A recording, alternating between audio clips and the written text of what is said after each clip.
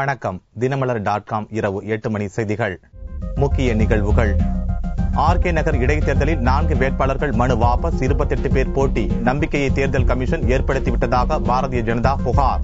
மாயமான டார்னியர் விமானத்தில் இருந்து கிடைத்தது சிக்னல். நீர்மூழ்கி கப்பல் மூலம் தேடும் பணி தீவிரம்.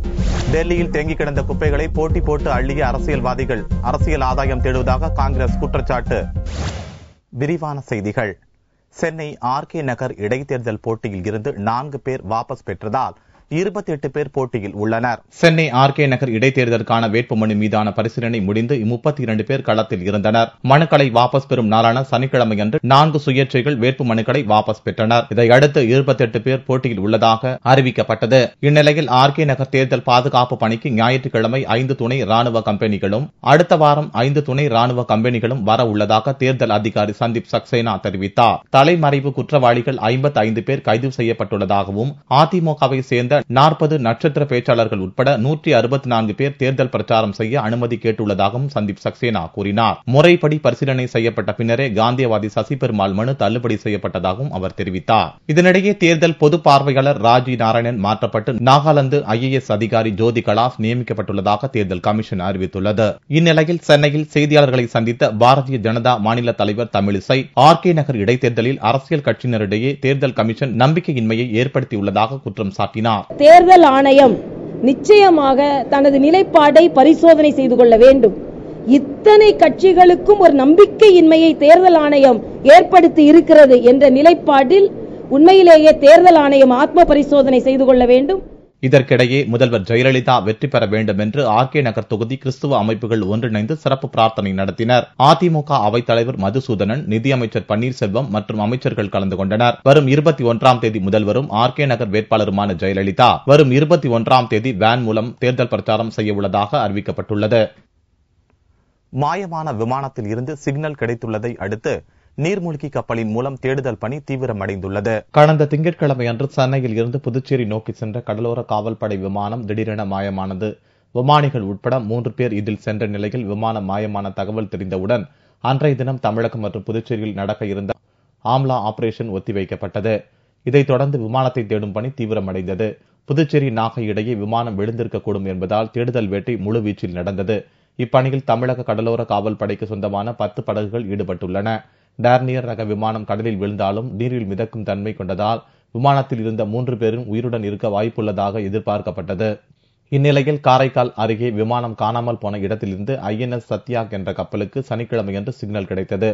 இந்த சிக்னல் விமானத்தின் கருப்பு பெட்டியில் இருந்து வந்திருக்கலாம் என்று கருதப்படுகிறது. சிக்னல் வந்த இடத்திற்கு நீர்மூழ்கி கப்பல் வரவழைக்கப்பட்டு தேடும் பணியை தீவிரப்படுத்தியுள்ளது. சனிக்கிழமை மாலை முதல் தேடுதல் பணியை தீவிரப்படுத்துவோம் என்று கடலோர காவல்படை IG சர்மா தெரிவித்தார். சிக்னல் வந்த பகுதி கடல் எல்லையில் இருந்து 120 கிலோமீட்டருக்கு தொலைவு என்பதால் தேடுதல் பணி ஞாயிற்றுக்கிழமையும் தேடுதல் பணி தொடரும் என்று கூறப்படுகிறது. டெல்லியில் ஆம் ஆத்மி கட்சியினரும் பாரதிய ஜனதா தொண்டர்களும் போட்டி போட்டுக் கொண்டு நகர் முழுவதும் துப்புரவு பணியில் ஈடுபட்டனர். 2 நாள் சம்பள பாக்கியை வழங்க வலியுறுத்தி டெல்லியில் உள்ள 3 மாநகராட்சிகளில் பணியாற்றும் துப்புரவு தொழிலாளர்கள் கடந்த 10 நாட்களுக்கு மேலாக வேலை நிறுத்தத்தில் ஈடுபட்டதால் பல 100 டன் குப்பைகள் தலைநகர சாலையில் தேங்கின. இந்த விவகாரத்தில் தலையிட்ட காங்கிரஸ் துணைத் தலைவர் ராகுல் வெள்ளியன்று தொழிலாளர்களுடன் இணைந்து போராட்டத்தில் ஈடுபட்டதால் பரபரப்பு ஏற்பட்டது. இதனிடையே உடனடியாக சம்பளம் வழங்கும்படி டெல்லி உயர்நீதிமன்றம் உத்தரவிட்டதைத் தொடர்ந்து சம்பள பாக்கியை வழங்குவதற்காக 3 மாநகராட்சிகளும் 493 கோடி ரூபாய் ஒதுக்குவதாக கவர்னர் நஜீப் ஜங் அறிவித்தார். இதனால் துப்புரவு தொழிலாளர்களின் போராட்டமும் முடிவுக்கு வந்தது. துப்புரவு தொழிலாளர்களின் சம்பள பிரச்சினை தீர்ந்த போதும் ஆளும் ஆம் ஆத்மி கட்சியும் பாரதிய ஜனதாவும் பரஸ்பரம் குற்றம் சாட்டி வருகின்றன. இதனால் துப்புரவு தொழிலாளர்களின் போராட்டமும் முடிவுக்கு வந்தது. துப்புரவு தொழிலாளர்கள் சனிக்கிழமையன்று துணை முதல்வர் மணீஷ் சிசோடியா மற்றும் மூத்த தலைவர்கள் சஞ்சய் சிங், அசுதோஸ், அல்கா லம்பா, திலீப் பாண்டே உள்ளிட்டோர் தலைமையில் ஆம் ஆத்மி கட்சியினர் டெல்லி முழுவதும் துப்புரவு பணியில் ஈடுபட்டனர். ஆம் ஆத்மி கட்சியை தொடர்ந்து பாரதிய ஜனதா கட்சியினர் போட்டி போட்டுக் கொண்டு துப்புரவு பணியில் ஈடுபட்டனர். குப்பை பிரச்சனையில் அரசியல் நடத்தி ஆதாயம் தேடுவதாக இரு கட்சிகளையும் காங்கிரஸ் குற்றம் சாட்டியது. Aam Aadmi party and the BJP are trying to politicize the matter. They have utterly failed to discharge their duties. BJP, who is controlling all the 3 municipal corporations of Delhi, and Mr. Kejriwal's party, Aam Aadmi, which is controlling the government of Delhi, they both have failed to help the people of Delhi and to help the 3 municipal corporations and their employees. ஆனால் டெல்லி முழுக்க உள்ள குவிந்து கிடக்கும் குப்பைகளை 2 நாளில் அள்ளி முடிப்போம் என பாரதிய ஜனதா மாநில தலைவர் சதீஷ் உபாத்யாய் சூளுரைத்துள்ளார். ஆந்திராவில் தாறுமாறாக ஓடிய வேன் ஆற்றில் பாய்ந்ததில் பெண்கள், குழந்தைகள் உட்பட 22 பேர் இறந்தனர். ஆந்திர மாநிலம் விசாகப்பட்டினம் மாவட்டம் அச்சுதாபுரம் கிராமத்தை சேர்ந்த 23 பேர் திருப்பதி கோவிலுக்கு சென்றுவிட்டு ஊர் திரும்பிக் கொண்டிருந்தனர். சனிக்கிழமையன்று அதிகாலை கிழக்கு கோதாவரி மாவட்டத்தில் உள்ள தவளேஸ்வரம் பாலத்தில் வேன் அதிவேகத்தில் சென்று கொண்டிருந்தது. திடீரென தாறுமாறாக ஓடிய வேன் பாலத்தின் தடுப்புச் சுவரை உடைத்துக் கொண்டு கோதாவரி ஆற்றில் பாய்ந்தது. தகவல் அறிந்ததும் போலீசாரும் தீயணைப்பு துறையினரும் விரைந்து வந்து மீட்பு பணியில் ஈடுபட்டனர். ராட்சச கிரைன் மூலம் வேனை வெளியே எடுத்தபோது 21 பேர் இறந்திருந்தனர். ஒரு சிறுமியும் சிறுவனும் மீட்கப்பட்டு மருத்துவமனைக்கு கொண்டு செல்லப்பட்டனர். அங்கு சிறுமி சிகிச்சை பலனின்றி இறந்ததால் பலி எண்ணிக்கை 22 ஆனது. இதில் 9 பெண்கள், 7 குழந்தைகள் அடக்கம் 22 புனித பயணிகள் ஆற்றில் மூழ்கி பலியான சம்பவம் தனக்கு மிகுந்த வருத்தத்தை அளித்ததாக ட்விட்டரில் குறிக்கப்பட்டுள்ள பிரதமர் நரேந்திர மோடி இறந்தவர்களின் குடும்பங்களுக்கு ஆழ்ந்த இரங்கலை தெரிவித்துள்ளார். ஆந்திர முதல்வர் சந்திரபாபு நாயுடு, எதிர்க்கட்சித் தலைவர் ஜெகன்மோகன் ரெட்டி ஆகியோரும் இரங்கல் தெரிவித்துள்ளனர். பஞ்சாப் மாநிலத்தில் மரத்தில் பேருந்து மோதி 15 பேர் உடல் நசுங்கி இறந்தனர். பஞ்சாப் மாநிலம் நவன்ஷார் மாவட்டத்தில் இருந்து ஜலந்தருக்கு தனியார் பேருந்து சென்று கொண்டிருந்தது.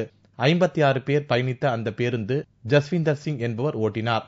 ஜலந்தர் மாவட்டத்தில் சத்தீஸ்கர் பக்கவாரா நெடுஞ்சாலையில் அதிவேகத்தில் சென்ற பேருந்து திடீரென தாறுமாறாக ஓடி தலைக்குப்புற கவிழ்ந்ததோடு சாலையோரத்தில் இருந்த மரத்தில் பயங்கரமாக மோதியது. இவ்விபத்தில் 15 பேர் பலியாயினர். 42 பேர் பலத்த காயமடைந்தனர்.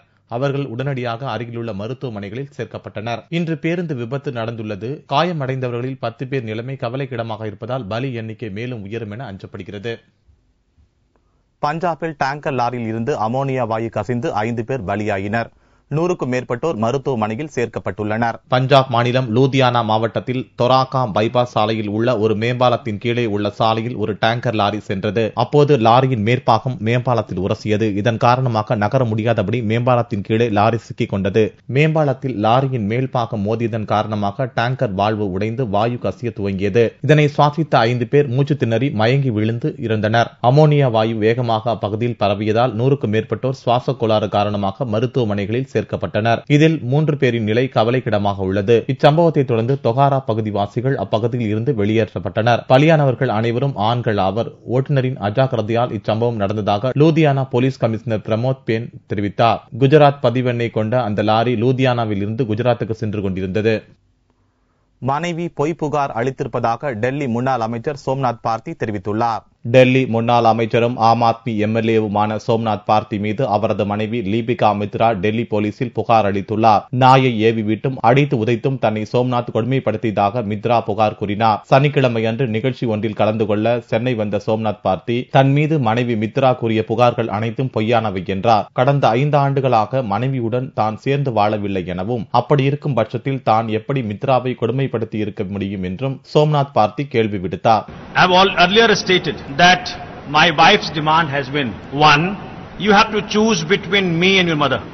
Second, because from the day I have joined politics, I have not been able to give any time to family life, which has disturbed the family, and that is why my wife has been asking me to leave politics and leave Aam Aadmi Party. Time and again stated to my wife that I cannot stop serving my mother or my motherland. Allegations in the complaint are all untrue. There is no substance in it. We have not been living together for last 5 years. தாயை சந்திக்க கூடாது, பொது வாழ்வை விட்டு விலக வேண்டும் என மனைவி மித்ரா நிபந்தனைகளை விதித்ததால் தனியே வாழ்ந்து வருவதாக கூறிய சோம்நாத் பார்த்தி இது தொடர்பாக எந்த விசாரணைக்கும் தயாராக இருப்பதாகவும் கூறினார். இதனிடையே டெல்லி மகளிர் கமிஷன் தலைவர் பர்கா சுக்லா மத்திய உள்துறை அமைச்சர் ராஜ்நாத் சிங்கை சந்தித்தார். ஆம் ஆத்மி கட்சியினரிடமிருந்து லீபிகா மித்ராவுக்கு தொடர்ந்து மிரட்டல்கள் வருவதால் அவருக்கு கூடுதல் பாதுகாப்பு அளிக்க வேண்டும் என ராஜ்நாத் சிங்கை பர்கா சுக்லா வலியுறுத்தினார். திருப்பூரில் கூலிக்கு நெசவு செய்யும் விசைத்தறி உரிமையாளர்கள் கூலி உயர்வை முறையாக வழங்க கோரி கவன ஈர்ப்பு ஆர்ப்பாட்டம் நடத்தினர். திருப்பூர் மாவட்டம் பல்லடம், மங்கலம், வேளம்பாளையம் ஆகிய பகுதிகளைச் சேர்ந்த கூலிக்கு நெசவு செய்யும் விசைத்தறி உரிமையாளர்கள் சனிக்கிழமையன்று ஒருநாள் அடையாள வேலை நிறுத்தம் மற்றும் கவன ஈர்ப்பு ஆர்ப்பாட்டத்தில் ஈடுபட்டனர். ஜவுளி உற்பத்தியாளர்கள் பாவு நூலை முறையாக வழங்க வேண்டும், ஒப்பந்தப்படி ஜவுளி உற்பத்தியாளர்கள் கூலியை வழங்க வேண்டும் என்பன உள்ளிட்ட கோரிக்கைகளை வலியுறுத்தி போராட்டத்தில் ஈடுபட்டனர். ஒரு நாள் வேலைநிறுத்தம் காரணமாக 1 கோடி ரூபாய் வரையிலான உற்பத்தி இழப்பு ஏற்பட்டுள்ளதாக ஆர்ப்பாட்டத்தில் ஈடுபட்டவர்கள் தெரிவித்தனர்.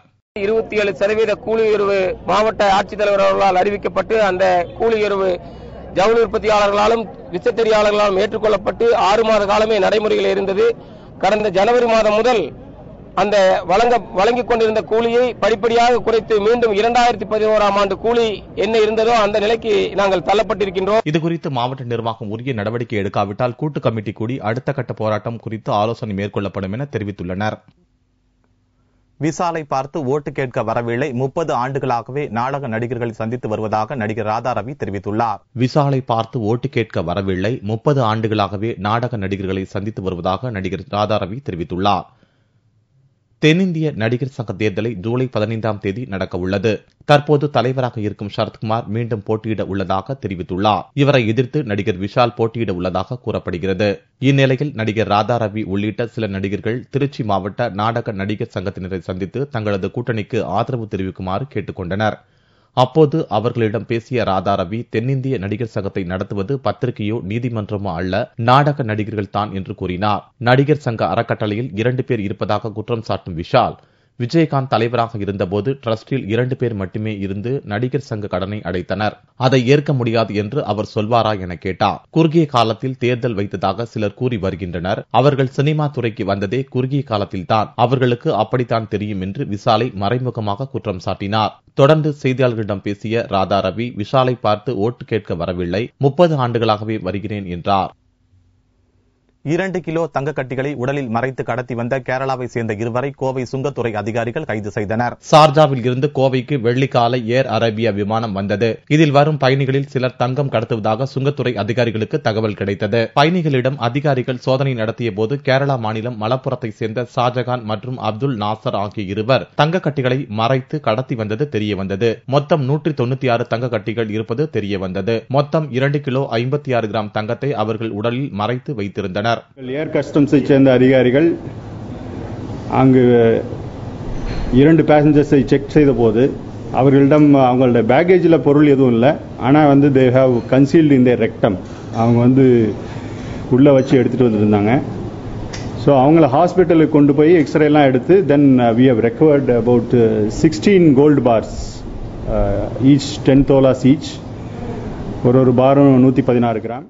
அவர்கள் இருவரையும் கைது செய்து சுங்கத்துறை அதிகாரிகள் தீவிர விசாரணை நடத்தி வருகின்றனர். தங்கக்கட்டிகளின் மதிப்பு 50 லட்சம் இருக்கும் என்று எதிர்பார்க்கப்படுகிறது.